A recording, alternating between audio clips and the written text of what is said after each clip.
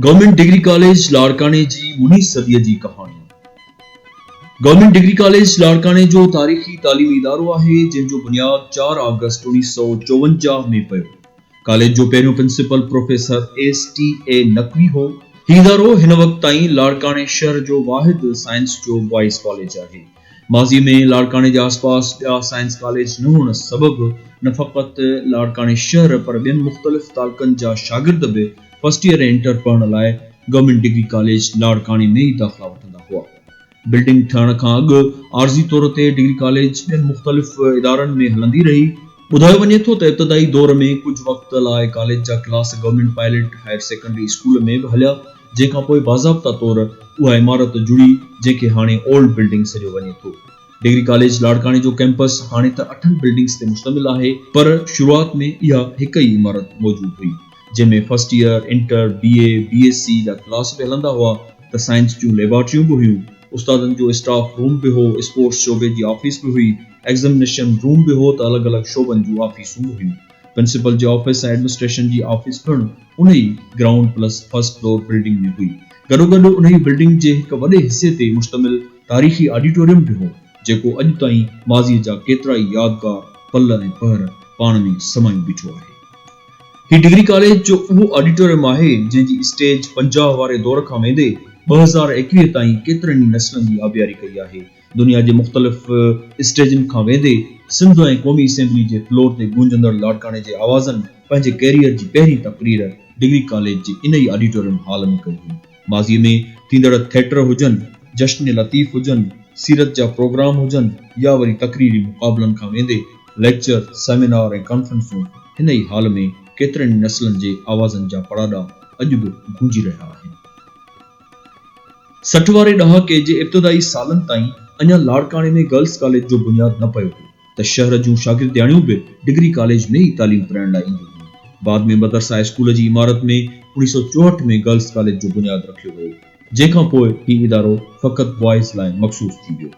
जॾहिं अञा इदारनि में बाक़ायदा शागिर्द सियासत पेर न ॼमाया हुआ, उन वक्त भी शागिर्दनि जी यूनियन हूंदी हुई जंहिंमें बाक़ायदा इलेक्शन थींदी हुई जेकी शागिर्द चूंडजी ईंदा हुआ। उहे शागिर्दनि ऐं इंतज़ामिया जे विच में पुल वारो किरदार अदा कंदा हुआ।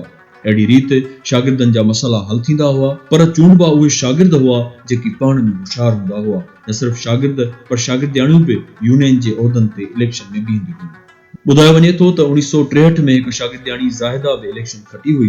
अॼु जा केतिरा ई सीनियर ऐं नाले वारा सियासतदान उन ही शागिर्द यूनियन मां उभरी आया। नवाब लाहौरी जे फर्ज़ंद कलब हुसैन लाहौरी ऐं बहावल खान उनड़ खां अलावा ॿिया भी केतिरा ई नामियारा माण्हू डिग्री कॉलेज जे यूनियन जा उहिदेदार रहिया। उन खां पोइ 70 वारे ॾहाके जे आख़िरी सालनि में ऐं 80 जे शुरूआती सालनि में सियासी पार्टियुनि तालीमी इदारनि में पंहिंजा यूनिट खोलाया, जंहिं सबब शागिर्दनि जे यूनियन वारो तसवर ख़त्म थींदो वियो। पोइ हर तंज़ीम जा शागिर्द अॻवान अलॻि-अलॻि थी ख़ासि तौर दाख़िला वारनि ॾींहंनि में पंहिंजी पार्टीअ जी कैंप लॻाए वेंदा हुआ ऐं नवनि शागिर्दनि खे पार्टी में शामिल थियण लाइ आमादा कंदा हुआ। उन्हनि यूनिटनि मां केतिरा ई नाले वारा पढ़िया लिखिया ऐं नज़रियाती अॻवान भी थी उभरिया, पर अॻिते हली कॉलेजनि में शागिर्द सियासत हिक वॾे मसइले तौर भी उभरी आई। आए ॾींहुं क्लासनि जा बाइकाट, जलसनि जुलूसनि ऐं धरणनि लाइ कॉलेज जी बस घुरण ते प्रिंसिपलनि सां बदकलामी खां वेंदे मामला हथे पवण ताईं भी वधी वेंदा हुआ। उहो दौर हो जॾहिं कॉलेजनि जूं भितियूं सियासी नारनि सां कारियूं थियल हूंदियूं हुयूं, कॉलेजनि जूं इमारतूं सियासी झंडनि सां भरियल हूंदियूं हुयूं। उन दौर में कॉलेज में प्रिंसिपल थियण लाइ को भी तयारु न हूंदो, छालाए त 1975 में डिग्री कॉलेज लाड़काने में हिकु इंतहाई दर्दनाक वाक़ियो पेश आयो, जंहिंमें कॉलेज जे उन वक्त जे प्रिंसिपल डॉक्टर शबीर हैदर रिज़वी खे संदसि सरकारी रिहाइशगाह प्रिंसिपल हाउस ते क़त्ल कयो वियो। उहा झुरी पियल रिहाइशगाह हिन वक्त भी कॉलेज जे अहाते में मौजूद आहे, जेका हिन वक्त पुलिस थाणे जे कब्ज़े हेठि आहे। उन दिलि ॾकाईंदड़ वाक़े खां पोइ डिग्री कॉलेज जो माहौल निहायती ख़राब थी वियो। उन दौर में लाड़काने में मुहाजिर भी जजे तादाद में मौजूद हूंदा हुआ, जंहिं करे कॉलेज में उर्दू ॻाल्हाईंदड़नि जो भी चङो ख़ासो तादाद हो। रिज़वी साहब जे क़त्ल खां पोइ प्रोफेसर अज़ीज़ दीन 9 फरवरी 1975 ते कॉलेज जे प्रिंसिपल तौर चार्ज संभाली, जंहिं बाद तुर्त ई 24 फरवरी 1975 ते डॉक्टर अब्दुल करीम संदीलो नए प्रिंसिपल तौर मुक़रर थियो। संदीले साहब कॉलेज जे हालतुनि खे बहितर बणाइण जी कोशिश कई। इहो शागिर्द सियासत जे ओज वारो ज़मानो हो। इहे तारीख़ जूं तल्ख़ हक़ीक़तूं आहिनि त डिग्री कॉलेज ऐं चाणका मेडिकल कॉलेज जे हॉस्टलनि मां हथियारनि जा मुंहं खुलंदा हुआ त फायरिंग जा आवाज़ सॼो शहर ॿुधंदो हो, जंहिं सबब समूरे शहर में ॾहकाउ पखिड़िजी वेंदो हो। पर दुनिया जो दस्तूर इहो बि आहे त सदाईं हिक जहिड़ियूं हालतूं न आहिनि रहिजियूं। वक़्तु बदिलियो त हालतूं बि तब्दील थी वयूं। मुख़्तलिफ़ प्रिंसिपलनि उस्तादनि जे तंज़ीम Sindh professors and lecturers association जी अख़लाक़ी ऐं अमली मदद सां गॾु पंहिंजे ज़ाती वास्तनि जे बुनियाद ते सख़्त तकलीफ़ुनि बावजूदि मुहादा बि अटकाया, ज़ाती तौर धमकियुनि ऐं खूनी हमलनि सां बि मुक़ाबिलो कयो ऐं आख़िरकार कॉलेज में बहितर माहौल जो बुनियाद अहिड़ी रीति विधो वियो जो सियासी नारनि सां भरियल भितियूं साफ़ थियण शुरू थी वयूं, झंडा लही विया। सियासत बजाए दादागिरी कंदड़नि खे अहसासु ॾियारियो वियो त इहे असांजा तालीमी इदारा आहिनि। हिननि जो माहौल ख़राब करण बजाए बहितर बणाइण लाइ साथ ॾियो ऐं सहकार कयो।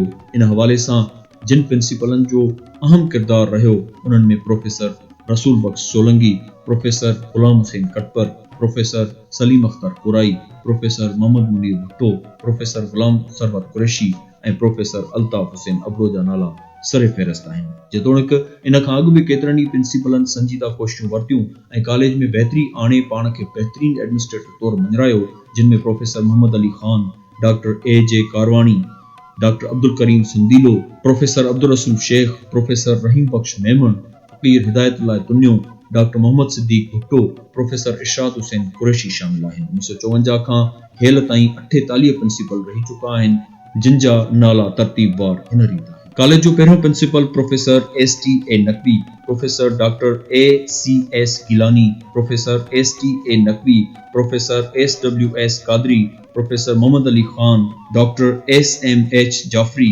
Professor A.M. Sandilo, professor Abdul Hameed Khan, professor Mohammad Ali Khan, professor Mohammad Zakir Hussain, professor Jamaluddin, doctor A.J. Karwani, doctor Moinuddin Ahmed, doctor A.M. Sandilo, doctor S.S.H. Rizvi, professor Azizuddin, doctor A.M. Sandilo, professor Azizuddin, professor Mohammad Sharif, professor Sher Mohammad, professor Abdul Rasool Shaikh, professor Rahim Bakhsh Memon, professor Hidayatullah Tunio, doctor Mohammad Siddique Bhutto, professor Hidayatullah Tunio, doctor Mohammad Siddique Bhutto, professor Imdad Ali Memon, doctor Mohammad Siddique Bhutto, professor Irshad Hussain Qureshi, professor Zainul Abidin Mahesar, professor Rasool Bakhsh Solangi, professor Rabnaz Tunio, professor Imdad Ali Memon, professor Ghulam Hussain Katpar, professor doctor Durmohammad Pathan, professor Mohammad Munir Bhutto, professor Ghulam Hussain Katpar, professor Rasool Bakhsh Dahani, doctor Ali Asghar Bhutto, professor Ghulam Hussain Katpar, professor Saleem Akhtar Kurai, professor Mohammad Munir Bhutto, professor Mumtaz Solangi,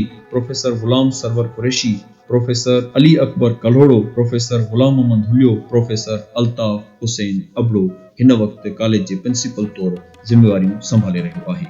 government degree college जी old building में हिन वक़्तु जिते arts जे उस्तादनि जूं ऑफिसूं आहिनि, उते कंहिं ज़माने में शाम जे वक़्तु आर्ट्स ऐं कॉमर्स कॉलेज हूंदी हुई। पहिरें कमरे में उस्तादनि जो स्टाफ रूम हो, ॿिए कमरे में प्रिंसिपल वेहंदो हो। अहिड़ी रीति क्लास मौजूदा फिजिक्स डिपार्टमेंट वारी विंग में मौजूद क्लासनि में हलंदा हुआ। उन खां पोइ कॉमर्स कॉलेज खे जिना बाग में मौजूद लिटिल फॉक्स स्कूल वारी इमारत में शिफ्ट कयो वियो। हिन कॉलेज जी ख़ूबसूरत रवायतुनि मां हिकु रवायत इहा बि रही आहे त हितां रिटायर थींदड़ प्रोफेसर्स खे शानाइती फेयरवेल डिनर या लंच पार्टी ॾिनी वेंदी आहे, जंहिंमें स्टाफ पारां संदसि ख़िदमतुनि जे मंता तौरु खेसि शील्ड, अजरक ऐं ॿिया तोहफ़ा बि पेश कया वेंदा आहिनि। गॾोगॾु खेसि लफ़्ज़नि जो ख़िराज बि पेश कयो वेंदो आहे। डिग्री कॉलेज में जॾहिं हालतूं साज़गार थियूं त शागिर्दनि ते कॉलेज यूनिफॉर्म खे बि लाज़मी बणायो वियो। मेन गेट ते सख़्ती कई वई त जीअं कॉलेज टाइमिंग में को बि शागिर्द ॿाहिरि न वञी सघे। उहा डिग्री कॉलेज जंहिंमें गोलियूं हलंदियूं हुयूं, नारा लॻंदा हुआ, बाइकाट थींदा हुआ, जंहिं सबबि माण्हू ख़ौफ़ खां पंहिंजा ॿार मोकिलण खां घबराईंदा हुआ, उन साॻी डिग्री कॉलेज में हिन वक़्तु जेसिताईं ब्रेक टाइम जो बेल न वॼंदो, कंहिं बि शागिर्द खे क्लास मां निकिरी रोड या कॉरिडोर ते अचण जी ज़रूरत न थींदी। डिग्री कॉलेज जा शागिर्द बोर्ड जे इम्तिहान में पोजीशन खणी प्री एंट्री टेस्ट पास करे प्रोफेशनल यूनिवर्सिटीज़ में दाख़िला वठण में कामयाब थी वञनि था। इहो हितां जे बासलाहियत उस्तादनि जे महिनत जो नतीजो आहे।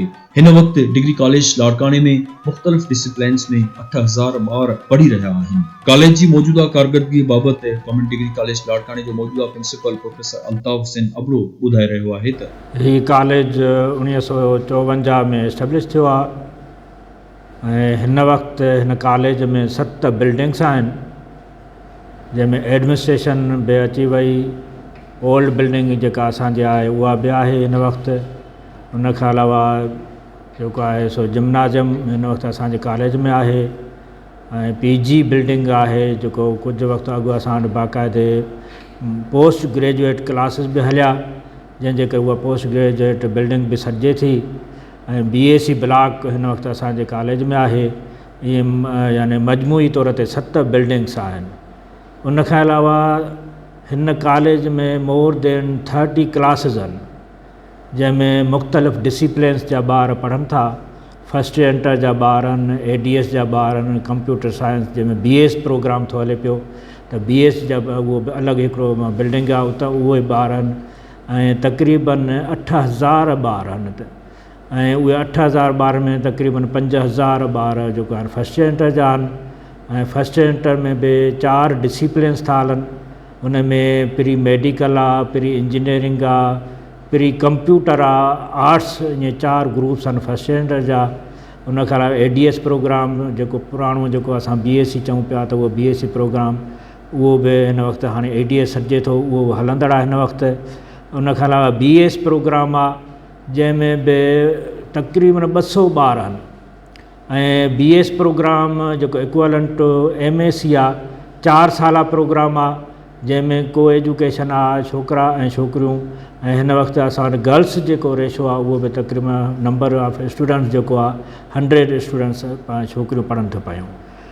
ईअं मजमूई तौर ते तक़रीबन 8000 ॿार खां, यानी असां 8000 खां वधीक ॿार पढ़नि था पिया। ऐं जेको आहे सो हिते असां वटि जेको टीचिंग जेको स्टाफ आहे, त 70 तक़रीबन हिन वक़्तु टीचिंग स्टाफ आहे। ऐं ख़ासि तौर ते सभई सब्जेक्ट्स जेको आहे सो उन में असां टीचिंग स्टाफ उस्ताद आहिनि असां वटि। कुझु कमी बेशी आहे उस्तादनि जे हवाले सां कंहिं सब्जेक्ट में, बाक़ी सब्जेक्ट्स जे हवाले सां साइंस जा सब्जेक्ट्स थिया, आर्ट्स जा सब्जेक्ट थिया, इवन कॉमर्स जा बि असां वटि उस्ताद आहिनि, जेके हिन वक़्तु पंहिंजो जेके ख़िदमात जेको सरअंजाम ॾेई रहिया आहिनि। उन खां अलावा हीअ असांजो जेको कॉलेज आहे, त only science college in city आहे। हिकु ई कॉलेज आहे असांजे हिन सॼे सिटी लाड़काणे में, त हिकु ई कॉलेज उहो पंहिंजे तौर ते सर्व करे रहियो आहे। हिन वक़्तु असां वटि हिन कॉलेज खे पंहिंजे तौर ते हॉस्टल आहे, जंहिंमें 2 बिल्डिंग्स आहिनि। ऐं उहे हिन वक़्तु 2 बिल्डिंग्स जेके उहा हॉस्टल आहे उहा डिफंक्ट आहे, नथी हले पई। इन हवाले सां एजुकेशन वर्क्स वारनि सां बि ॻाल्हायो आहे, उन्हनि सां काफ़ी मरतबा जेको आहे सो उन्हनि खे जेको आहे लेटर्स असां मोकिले चुका आहियूं, त इहा जेको असांखे इहा जेको रिनोवेट करे ॾिनी वञे, रिहेबिलिटेट करे ॾिनी वञे, त जीअं असां पंहिंजे तौर ते उन कॉलेज जी जेका हॉस्टल आहे उन खे असां फुली तौर ते फंक्शनल कयूं। पर कंहिं बि क़िस्म जो रेस्पॉन्स उहो न आहे। जेकॾहिं उहा हॉस्टल बि असांखे रिनोवेट करे ॾिनी वञे, त बाक़ाइदा असां उते क्लासिस हलाए सघूं था। ऐं हिन वक़्तु जेका जेको आहे थोरो घणो कंजस्टेड रहे थी क्लासिस जे हवाले सां सिचुएशन, त उहा बि असांखे ॾाढी यानी ईज़ी मतिलबु उहा शइ मिलंदी, ऐं असां उते क्लासिस बि हलाईंदासीं। ऐं ईअं जेको अकेडमिक एटमॉस्फेयर जेको आहे उहो अञा बि जेको आहे सो बहितर रहंदो। हिन वक़्तु ख़ासि तौर कुझु इंक्रोचमेंट्स बि आहिनि पंहिंजे तौर ते, जीअं थाणो आहे उहो इंक्रोचमेंट उहो थाणो हले थो, हालांकि इहा प्रिंसिपल जो इहो बंगलो आहे, ऐं उते जेको आहे सो उहो पंहिंजे तौर ते थाणो हले थो। DIG ॾे लेटर लिखियो आहे त इनखे ख़ाली कयो वञे, जीअं प्रिंसिपल जो जेको बंगलो आहे उहो असांजी पंहिंजे ऑक्यूपेशन में अचे, उनखे असां फैसिलिटेट कयूं, ऐं उहा फैसिलिटी जेका आहे प्रिंसिपल खे उहा मिले। ऐं कुझु इंक्रोचमेंट ख़ासि तौर ॿी बि असांजो आहिनि, प्रॉपर्टी पयूं आहिनि, ऐं ख़ासि तौर लैंड्स जे हवाले सां, पर उन में असांखे कंहिं बि क़िस्म जी स्कीम नथी मिले। जेकॾहिं कंहिं सर्वेंट क्वार्टर्स जी स्कीम मिले, त जेका हिन वक़्तु असांजी जेका लैंड आहे जेका ऑक्यूपाई थींदी थी वञे, त उहा बि असांजी बची सघंदी। गवर्नमेंट डिग्री कॉलेज जो मौजूदा कैंपस कंहिं यूनिवर्सिटी खां घटि नाहे, जेतोणीकि कॉलेज माज़ीअ जे भेट में एराज़ी जे लिहाज़ खां नंढी थी वई आहे, जो हिन वक़्तु कॉलेज वारे पुराणे स्पोर्ट्स ग्राउंड में Begum Nusrat Bhutto government girls degree college ऐं हिक ॿिए तालीमी इदारे जूं बिल्डिंग्स ठही चुकियूं आहिनि। रीजनल डायरेक्टर कॉलेजिस जी ऑफिस पिणु उन ई ग्राउंड में मौजूदु आहे। साॻे ग्राउंड में हिक कुंड ते कॉलेज जी पुराणे दौर वारी हॉस्टल पिणु ठहियल आहे, जेका हिन वक़्तु क़ाबिल इस्तेमाल नाहे रही। जेकॾहिं इन हॉस्टल जी ज़रूरी मरम्मत कराई वञे, त इहा बिल्डिंग पिणु कॉलेज जे साइंस लेबोरेटरीज़ जे कमु अची सघे थी। डिग्री कॉलेज जे प्रिंसिपल वारे बंगले खे पुलिस थाणो बणायो वियो आहे, जेको बि कॉलेज खे वापसि मिलणु घुरिजे। हिन वक़्तु कॉलेज में BSc, जंहिंखे हाणे ADS जो नालो ॾिनो वियो आहे, जी अलॻि बिल्डिंग मौजूदु आहे, जंहिंमें botany department, geography department, physics department, chemistry department ऐं ज़ूलॉजी डिपार्टमेंट्स जूं लेबोरेटरीज़ मौजूदु आहिनि, त 8 कुशादा क्लास रूम्स बि आहिनि। उन ई बिल्डिंग में ज़ूलॉजी जी ज़बरदस्त म्यूज़ियम पिणु आहे जिते केतिरनि क़िस्मनि जे जानवरनि जूं स्पीशीज़ रखियल आहिनि। कंप्यूटर साइंस डिपार्टमेंट पिणु अलॻि बिल्डिंग ते मुश्तमिल आहे जंहिंमें BS CS जो 4 सालनि वारो प्रोग्राम हलंदड़ आहे। कंप्यूटर साइंस में BS कंदड़ शागिर्द ऐं शागिर्दियाणियुनि खे बाक़ाइदा प्री एंट्री टेस्ट खां पोइ दाख़िला ॾिनी वेंदी आहे। Computer science Shah Abdul Latif university Khairpur सां एफिलिएटेड आहे। कंप्यूटर साइंस डिपार्टमेंट 2 वॾियुनि जदीद कंप्यूटर लैब, 4 क्लासनि, हिकु ऑडिटोरियम हॉल, हिकु लाइब्रेरी सां गॾु गर्ल्स कॉमन रूम ऐं हिकु हेड ऑफ डिपार्टमेंट जी ऑफिस ते मुश्तमिल आहे।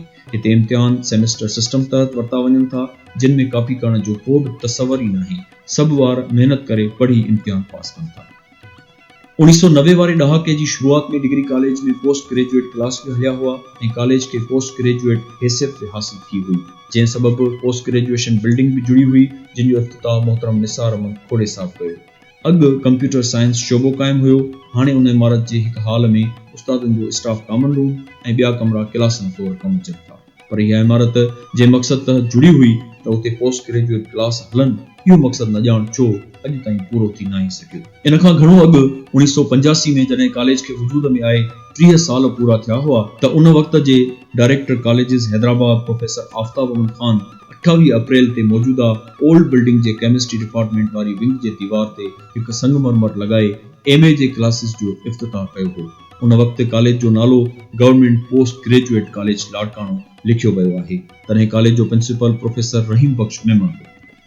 कुछ साल अॻु कॉलेज जे मेन गेट जे बिल्कुलु भरिसां शागिर्दनि लाइ मोटरसाइकिल ऐं साइकिल स्टैंड भी ठाही वई आहे जंहिंमें शेड्स भी लॻाया विया आहिनि। को दौर हो जो कॉलेज जा उस्ताद भी साइकिलनि ते ईंदा हुआ, मोटरसाइकिल भी कंहिं कंहिं वटि हूंदी हुई, पर दौर बदिलजी वियो आहे। हाणे त को शागिर्द भी साइकिल ते कोन थो अचे।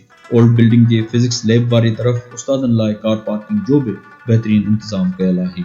नई एडमिनिस्ट्रेशन बिल्डिंग भी कॉलेज जे मेन गेट भरिसां ठाही वई आहे जंहिंमें प्रिंसिपल ऑफिस खां अलावा ऑफिस सुप्रीडेंट, हेड क्लार्क, अकाउंटेंट ऐं क्लार्कनि जा अलॻि अलॻि कमरा मौजूद आहिनि। हिन ग्राउंड फ्लोर ते मुश्तमिल इमारत जे विच ते नंढो लॉन पिणु ठहियल आहे।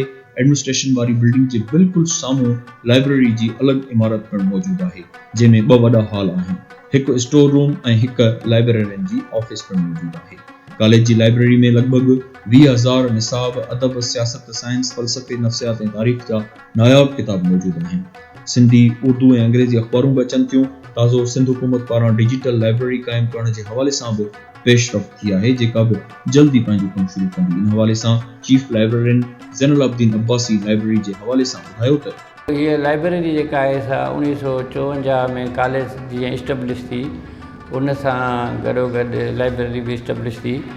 स्टार्टिंग में लाइब्रेरी जेको आहे प्रिंसिपल साहब जे ऑफिस जे भरिसां हिते हूंदी हुई, वरी उन खां पोइ 1985 में BSc ब्लॉक में लाइब्रेरी जेको आहे इस्टेब्लिश कई वई, जेको हींअर जेको आहे ज़ूलॉजी डिपार्टमेंट जो म्यूज़ियम आहे। उतां वरी 2009 में हिते शिफ्ट थी हिन बिल्डिंग में। ऐं हिन वक़्तु लाइब्रेरी जी जेका कैपेसिटी आहे उहा स्टूडेंट्स जे वेहण जी 100 जे लॻभॻि आहे ऐं उस्तादनि जे लाइ तक़रीबन 20 जे लॻभॻि उस्तादनि जी कैपेसिटी आहे ऐं बुक्स जेके आहिनि तक़रीबन 20,000 जे लॻभॻि आहिनि ऐं उन में मुख़्तलिफ़ सब्जेक्ट आहिनि, केमिस्ट्री आहे, फिज़िक्स आहे, ज़ूलॉजी आहे, बॉटनी आहे ऐं मैथमेटिक आहे। उन सां गॾोगॾु सिंधी लिटरेचर आहे, इंग्लिश लिटरेचर आहे, पंहिंजो उर्दू लिटरेचर आहे, हिस्ट्री ते मुश्तमिल आहिनि, इस्लामिक कल्चर ते मुश्तमिल आहिनि। इहे सभु मिलाए करे 20,000 जे लॻभॻि बुक्स आहिनि। ऐं हीअ लाइब्रेरी जेको आहे त हिन वक़्तु शागिर्दनि खे इंटरनेट जी फैसिलिटी ॾिए थी। 6 कंप्यूटर जेको आहिनि शागिर्दनि में, हिकिड़ो उन्हनि जो मेन कंट्रोल वारो कंप्यूटर आहे हिते मुंहिंजे ऑफिस में। ऐं उन सां गॾोगॾु हींअर ताज़ो जेको आहे सो गवर्नमेंट जे तरफ़ां पूरी सिंध में 57 लाइब्रेरियूं सिलेक्ट थियूं डिजिटल लाइब्रेरी जे हवाले सां। उन में असांजी लाइब्रेरी बि सिलेक्ट थी, जंहिंमें असांजो तक़रीबन 23,80,000 2020 वारी बजट में हिन जो बजट रिलीज़ कयो वियो। मां खां अॻु में जेको आहे सो मुश्ताक पंहिंजो गाद साहब हूंदो हुयो, उन खां पोइ मुश्ताक गाद साहब खां पोइ असांजो फैज़ अहमद खुआवड़ हुयो जेको 1996 में रिटायर थियो। मां जीअं पब्लिक सर्विस कमीशन जे थ्रू सिलेक्ट थी आयुसि त मां फैज़ अहमद खुआवड़ सां चार्ज वरिती वरी उन खां पोइ मुंहिंजी बदिली जेको आहे तो थी रते दरे में, वरी मुंहिंजे जॻह ते अब्दुल मालिक अब्बासी साहबु आयो, वरी उन खां पोइ वरी मुंहिंजी हिते वरी पोस्टिंग थी। पहिरियों लाइब्रेरियन कोन हूंदा, पोइ कंहिं उस्ताद खे इंचार्ज कंदा हुआ या कंहिं असिस्टेंट खे इंचार्ज कंदा हुआ। कॉलेज में शुरू खां वठी रांदियुनि वारियूं सरगर्मियूं उरूज ते रहियूं आहिनि। कॉलेज जा शागिर्द सूबाई ऐं मुल्की सतह ते बि मुख़्तलिफ़ रांदियुनि में हिसो वठी आया आहिनि ऐं केतिरा ई भेरा मैदान मारे विनर ट्रॉफी हासिल कई अथऊं। स्पोर्ट्स जी सीट ते मुख़्तलिफ़ डिपार्टमेंट्स में भर्ती थियल हिन वक़्त जा सीनियर ऑफिसर बि असल में डिग्री कॉलेज लाड़काने जी ग्राउंड तां उभरिया ऐं उन्हनि रांदियुनि खे ई पंहिंजो कैरियर बणायो। हिन वक़्त डिग्री कॉलेज लाड़काने में खूबसूरत स्पोर्ट्स जिम्नाज़ियम आहे, जंहिंमें इंडोर रांदियुनि टेबल टेनिस ऐं बैडमिंटन लाइ बहितरीन हॉल मौजूद आहे। अहिड़ी रीति क्रिकेट ऐं हॉकी वग़ैरह लाइ बि जिम्नाज़ियम जे बिल्कुलु साम्हूं कुशादो मैदान मौजूद आहे।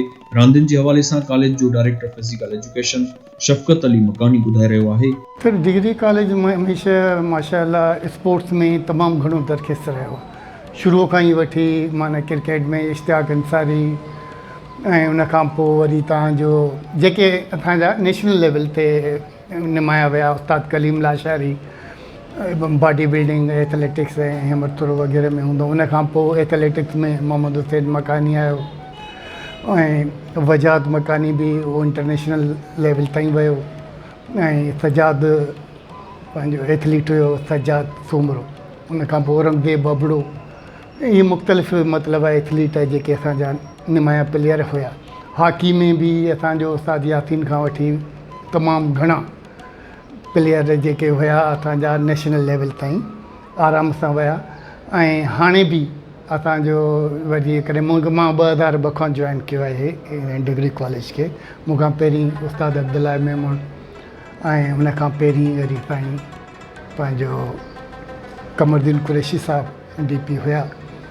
कम डिग्री कॉलेज में मतिलबु आहे स्पोर्ट्स जे हवाले सां हमेशह माना ज़रख़ेज़ रहियो आहे हीउ कॉलेज। स्टिल बि मां 2002 खां जॉइन कयो त असां वटि एथलेटिक्स में उमेर बिरोई हुयो, अब्दुल्ला चांडियो ऐं शरीफ़ बिरोई, इहे हुया जिन नेशनल में गोल्ड मेडल आंदा न, माना असांजे प्लेयरनि नेशनल में गोल्ड मेडल आंदो। हुन खां पोइ हाणे तव्हांखे जेकॾहिं जदीद ॻाल्हि कयूं, शाहनवाज़ ॾाणी PSL में उहो IAS विकेट टेकर बि रहियो आहे, स्टूडेंट आहे। ऐं हाणे PCB अंडर-19 में 20 छोकिरा लाड़काने जा जेके सिलेक्ट थिया आहिनि, उन में 15 खां 16 छोकिरा असांजे रुगो कॉलेज जा आहिनि। उन खां अलावा हॉकी जी ॻाल्हि कयूं त हॉकीअ में असांजो शकील बिरोई, उहो पाकिस्तान खे रिप्रेज़ेंट कंदे पाकिस्तान बोर्ड जी टीम खे उन रिप्रेज़ेंट कयो। मलेशिया उहा टीम वई हुई जंहिंजो कैप्टन हुयो। उन खां पोइ तोकीर तुनियो, उन बि पाकिस्तान बोर्ड खे रिप्रेज़ेंट कंदे मलेशिया वियो। उन खां पोइ भले ॾिनो असांजो उज़्बेकिस्तान वियो पाकिस्तान बोर्ड जी टीम सां। ऐं हाणे जवाद चांडियो जो चांस आहे, उहो बि सिलेक्ट थियो आहे हॉकी में। इहे जेके इंटरनेशनल माना लेवल ताईं प्लेयर्स पहुता या अञा ताईं खेॾनि था पिया। वरी असां चऊं जेकॾहिं बैडमिंटन ते, त बैडमिंटन में हिन वक़्तु असां वटि फरमान कीयर खेॾे थो, जेको बि नेशनल जूनियर खेॾी आयो आहे सिंध जी टीम खे रिप्रेज़ेंट कंदे। त असां वटि मुख़्तलिफ़ गेम्स में माना तमामु लाड़काणो कंहिं ख़ासि तौर ते डिग्री कॉलेज ज़रख़ेज़ रहियो आहे। ऐं उन काफ़ी गेमनि में असांजो इवन आफ्ताब बुलेदी असां वटां पास आउट थियल आहे। उन ताइक्वांडो में इंटरनेशनल सर्टिफिकेट उनखे ॾिनो आहे, इंटरनेशनल ताइक्वांडो फेडरेशन खां उनखे हाणे ताज़ो लेटेस्ट सर्टिफिकेट मिलियो आहे। अहिड़े नमूने असां वटि हर गेम में ज़्यादा माना खिलाड़ी अहिड़ा आहिनि जेके नेशनल लेवल ताईं बि विया आहिनि। सभिनी जा नाला खणंदुमि त काफ़ी लंबो चकर थी वेंदो। अच्छा, तव्हां वटि डिग्री कॉलेज लाड़काने में हिन वक़्तु स्पोर्ट्स जे हवाले सां तव्हांजो जिम्नाज़ियम ठही मिलियो आहे तव्हांखे शायदि? जी बिल्कुलु सही, जिम्नाज़ियम ठही मिलियो आहे। उनखे कुझु साल थिया आहिनि, जिते असांजी indoor games badminton table tennis वग़ैरह थींदी आहे। ऐं साॻे वक़्तु ग्राउंड में बि असांजी कोशिशि कंदा आहियूं जीअं सेशन शुरू थींदो आहे त असां पंहिंजूं टीमूं तमामु प्रैक्टिस में रखंदा आहियूं। गवर्नमेंट डिग्री कॉलेज में हमनिसाबी सरगर्मियूं बि थींदियूं रहनि थियूं। कॾहिं स्पोर्ट्स जा हफ़्ता मल्हाया वञनि था, कॾहिं ॿाहिरां आयल स्कॉलर्स जा लेक्चर, कॾहिं कैरियर काउंसलिंग जा सेशन, कॾहिं जश्न लतीफ़ जा प्रोग्राम, सीरत नबी जा प्रोग्राम ऐं तक़रीरी मुक़ाबलनि खां अलावा ॿिया बि केतिरा ई प्रोग्राम मुनक़िद थियनि था, जिन सां ॿारनि जूं सलाहियतूं उजागर थियनि थियूं।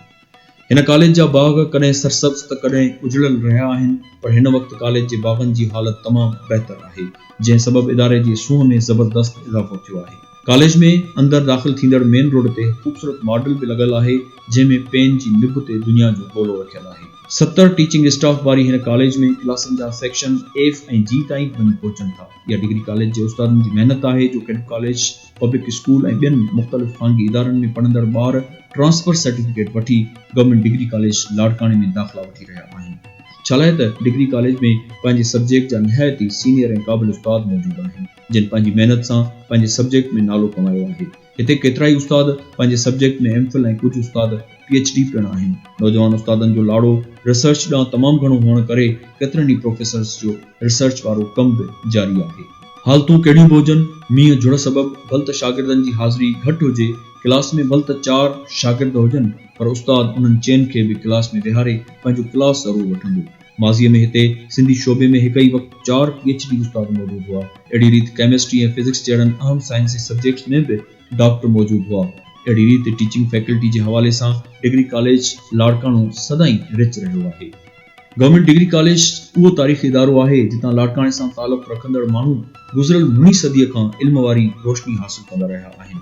हिते पढ़ियल शागिर्दनि मां के फौजी ऑफिसर, जज, सियासतदान, ब्यूरोक्रेट्स, उस्ताद, वकील, बिज़नेसमैन, डॉक्टर, इंजीनियर ऐं प्रोफेसर बणिजी रिटायर बि थी विया त के हाज़िर सर्विस बि आहिनि ऐं इहो सिलसिलो अॼु सूधो जारी आहे। अॼु बि हिन इदारे मां हर साल डॉक्टर, इंजीनियर, वकील, जज, प्रोफेसर निकिरंदा रहनि था जेके असांजो रोशन मुस्तक़बिल आहिनि। गवर्नमेंट डिग्री कॉलेज हिन ख़िते जे माण्हुनि जी जेका इल्मी उञ उजाई आहे ऐं जेकी बि मुख़्तलिफ़ दौर ॾिठा आहिनि उहे तारीख़ जो अहम तरीन हिसो आहिनि। हिन वक़्तु डिग्री कॉलेज में सभिनी बिल्डिंग्स जा मिलाए 20 क्लास आहिनि, पर शागिर्दनि जी घणाई सबबु उहे क्लास बि पूरा न आहिनि पवंदा। क्लासनि जी मैनेजमेंट जे हवाले सां मुख़्तलिफ़ कमेटियूं जुड़ियल आहिनि जेकी इमरजेंसी में कंहिं उस्ताद जी जाइ ते ॿियो उस्ताद अरेंज कनि थियूं जीअं 5 मिंटनि लाइ बि क्लास खाली न रहे। साइंस जा तजुर्बा कराइण लाइ लेबोरेटरी में शागिर्दनि खां प्रैक्टिकल बि कराया वञनि था। हिन कॉलेज जी इहा रिवायत रही आहे त हर सब्जेक्ट जो उस्ताद पंहिंजे सब्जेक्ट मां हफ़्तेवार, 15 वार ऐं माहवार टेस्टूं पिणु वठंदो रहंदो आहे जंहिंजो रिकॉर्ड प्रिंसिपल वटि जमा थींदो आहे। इहे टेस्टूं क्लासनि खां अलावा वॾे पैमाने ते ऑडिटोरियम हॉल में बि वरितियूं वेंदियूं आहिनि जीअं ॿार मुफ़ासिले ते वेहनि ऐं पेपर बग़ैर कापी जे ॾियनि जीअं उन्हनि में कॉन्फिडेंस पैदा थिए। इन्हनि टेस्टुनि दौरान कॉलेजनि जा डायरेक्टर, एडिशनल डायरेक्टर ऐं डिप्टी डायरेक्टर बि विज़िट ते ईंदा रहनि था ऐं वालिदैन खे पिणु अहिड़ियुनि टेस्टुनि में अचण जी इजाज़त हूंदी आहे त जीअं हू पंहिंजे ॿारनि खे पाण अची ॾिसनि त बिना कापीअ जे संदनि ॿार कहिड़ी रीति पेपर ॾेई रहिया आहिनि। हिन इदारे खे इहो क्रेडिट बि हासिल आहे त शागिर्दनि जी घणाई सबबु हिन कॉलेज जो सिंध जे तमामु वॾनि कॉलेजनि में शुमार थिए थो। मजबूरी तौर हिन वक़्तु गवर्नमेंट डिग्री कॉलेज में पढ़ाई ऐं डिसिप्लिन जे हवाले सां इंतहाई आइडियल माहौल मौजूदु आहे जंहिंजो क्रेडिट हितां जी इंतज़ामिया सां गॾु उस्तादनि ॾांहुं पिणु वञे थो। असीं उमेद करियूं था त असांजी समूरी सिंध जे सरकारी तालीमी इदारनि जो माहौल अहिड़ी रीति ख़ूबसूरत ऐं बहितर बणिजी ताकी पढ़ियल लिखियल ऐं सुजाॻ सिंध जो ख़ूबसूरत ख़्वाब साबिया माने सघे।